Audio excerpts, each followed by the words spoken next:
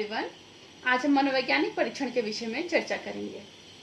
Cronbach के अनुसार दो या दो से अधिक व्यक्तियों के व्यवहार की तुलना करने की व्यवस्थित प्रक्रिया ही परीक्षण कहलाती है। एक उत्तम परीक्षण की क्या क्या विशेषताएं होनी चाहिए?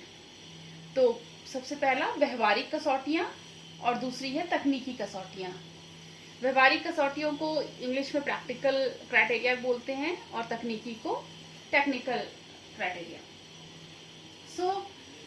व्यवहारिक कसौटियों में सबसे पहला आता है उद्देश्यपूर्णता, जिसको हम इंग्लिश में पर्पसिवनेस भी कहते हैं। एक उत्तम परीक्षण का निर्माण उस स्थिति में संभव है जबकि हमारे पास कोई उद्देश्य, लक्ष्य या समस्या हो। अतः उद्देश्यपूर्णता का होना एक उत्तम परीक्षण की प्रमुख विशेषता है। तो कोई भी परीक्षण हमारा एक उत्तम परीक्षण तभी कहलाता है जब उसका कोई एक निश्चित लक्ष्य या उद्देश्य होता है।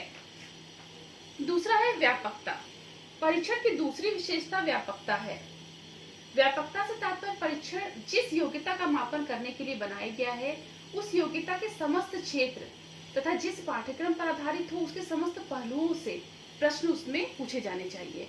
तो हमारा जो टेस्ट है वो एक गुड टेस्ट कहलाने के लिए जरूरी है कि वो एक कॉम्प्रहेंसिव भी हो, व्यापकता का गुण भी उसमें हो, कि जिस एरिया या जिस योग्यता का मापन किया जा रहा है उस टेस्ट में तो उससे रिलेटेड सारे ही एरियाज को वो कवर कर रहा हो।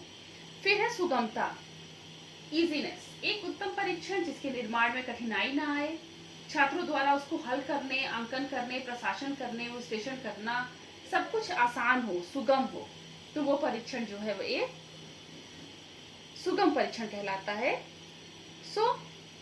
एक अच्छे परीक्षण की सुगमता भी एक कसौटी होती है। फिर है मितव्ययिता, इकोनॉमिकली।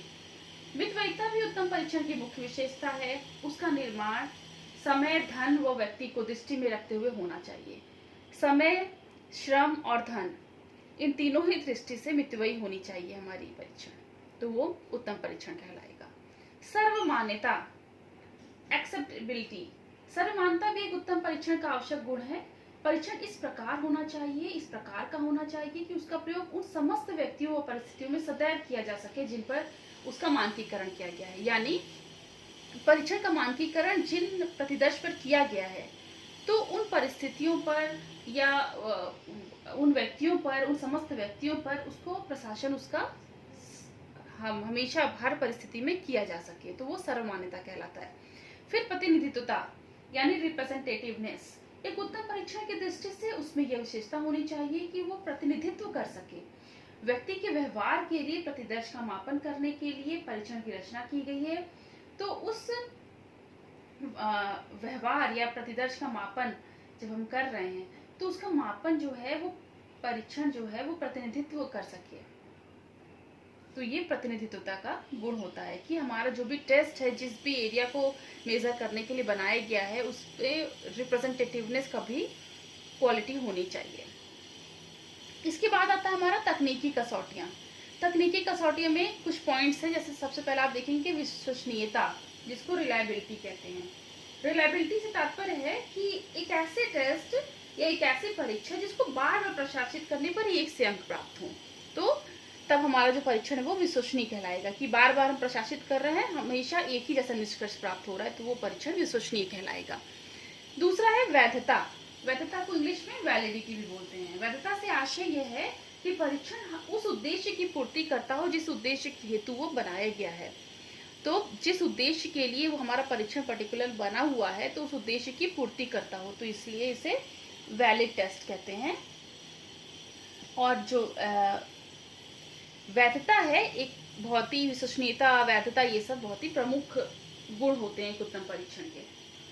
फिर है मानकीकरण। मानकीकरण से तात्पर्य है कि परीक्षण में दिए जाने वाले प्रश्न, निर्देश, परीक्षा लेने की विधियां, प्रशासन, समय व अंकन प्रक्रिया को पहले से ही निश्चित कर लिया जाए ताकि मूल्यांकन वस्तुनिष्ठ तरीके से हो सके।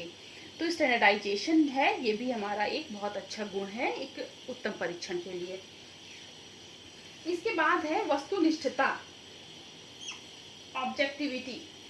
ऑब्जेक्टिविटी का मतलब ये है कि एक प्रश्न का केवल एक ही उत्तर है, तो वो परीक्षण हमारा ऑब्जेक्टिव कहलाएगा। वस्तुनिष्ठता से तात्पर्य है कि प्रश्नों के उत्तर देते समय व्यक्तियों में कोई मतभेद न हो, अर्थात परीक्षणों के प्रश्नों का चयन इस प्रकार से किया जाए कि एक प्रश्न का केवल एक ही उत्तर संभव हो, तो वो वस्तुनिष्ठ परीक्षण कहलाएगा। फिर विभेदनकारिता, डिस्क्रिमिनेटिवनेस, ये इसका क्या मतलब है? विभेदनकारिता से तात्पर्य उस विभेदन शक्ति से है जो किसी पहलू के माध्यम से दो वर्गों में विभेद कर सके, तो वो विभेदनकारिता का गुण होता है। इसके बाद लास्ट है हमारा नॉर्म्स, या जिसको हम हिंदी में मानक भी कहते हैं। एक उत्तम मानकीकृत परीक्षण की सबसे महत्वपूर्ण विशेषता यह है कि उनके मानक स्थापित हों, क्योंकि किसी अमूक व्यक्ति की समूह में स्थिति जानने के लिए या अन्य व्यक्तियों से उसकी तुलना करने के लिए हमें मानकों की आवश्यकता होती है। जैसे कोई पर्टिकुलर व्यक्ति है, उसकी समूह में क्या स्थिति है, इसको अगर हमको ज्ञात करना है तो एक स्टैंडर्ड होना चाहिए जिससे हम उसकी तुलना कर सकें। तो ये जो मानक है, नॉर्म्स है, वो भी बहुत ही अच्छा गुण होता है हमारे एक उत्तम परीक्षण का।